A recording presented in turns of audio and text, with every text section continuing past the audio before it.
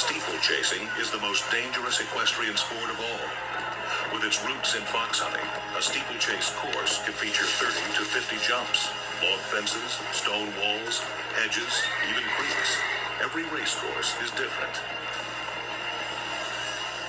The only constant is the risk of injury.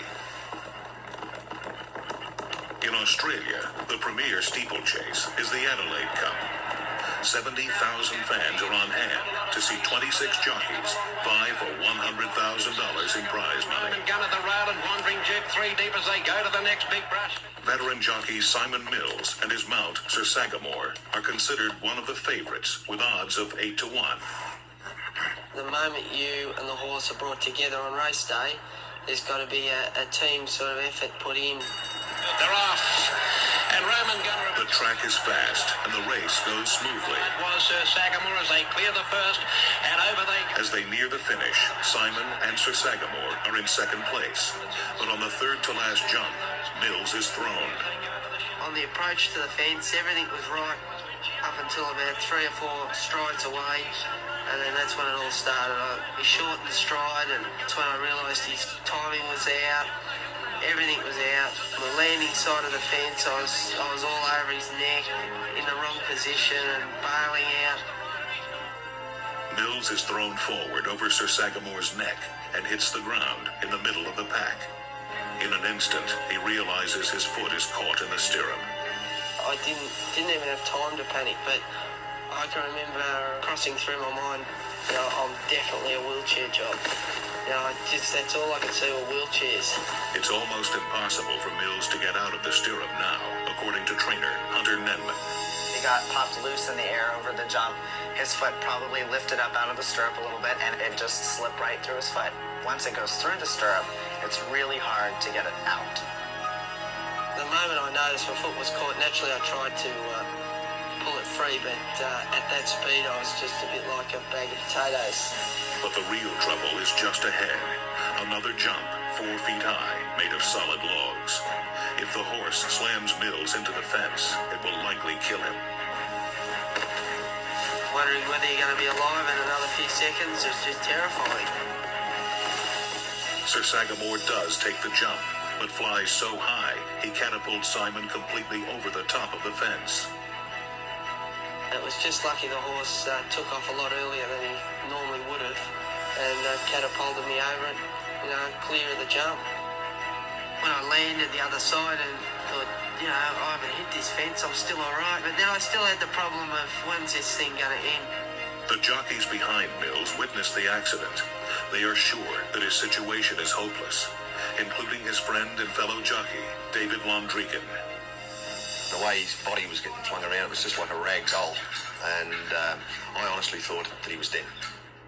Mills is still being dragged, and there are 2 more fences ahead.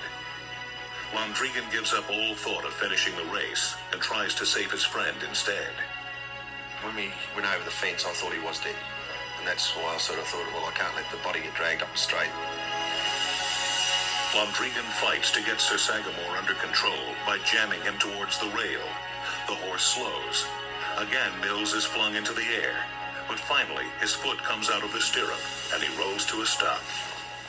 I moved my head from side to side and give my toes a wiggle, and I thought, well, I'm still intact. It wasn't until I went to get my helmet off, I realised my arm was back up behind my head. Mills realizes his left arm is broken, but he has no complaints. He knows how fortunate he is to be alive. If I'd hit the fence full on, they'd be putting me in a bag. If I just hit it, maybe I would have got away with just, no use in my arms or my legs. But to completely miss the fence was freakish. It was truly amazing.